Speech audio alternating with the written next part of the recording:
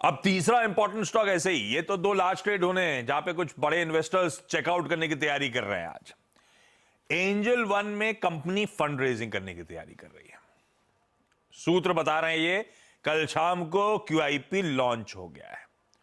शायद 1500 करोड़ रुपए ये कंपनी जुटाती हुई नजर आएगी इस QIP से। इंडिकेटिव प्राइस जो आ रहा है 2555 रुपए का।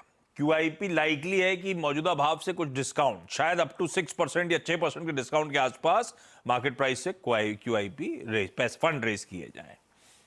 भाई ये सब सूत्र के हवाले से खबरें हैं कि ये कंपनी इस पैसे का 1500 करोड़ रुपए का इस्तेमाल एक्सचेंज मार्जिन और अपने बिजनेस के विस्तार एक्सपेंशन पे खर्च करेगी।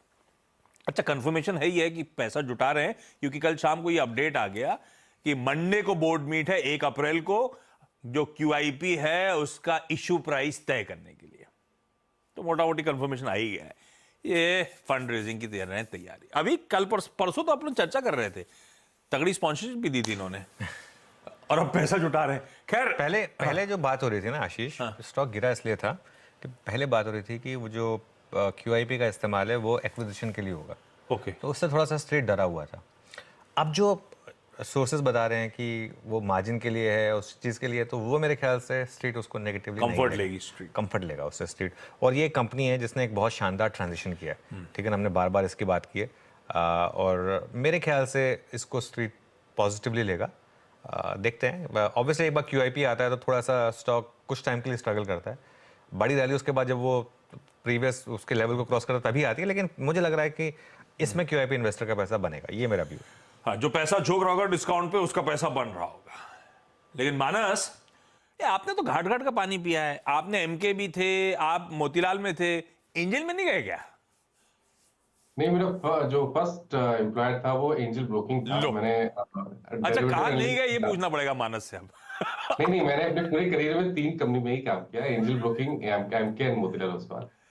तो मेरा फर्स्ट जो कंपनी थी वो एंजल ब्रोकिंग ही थी।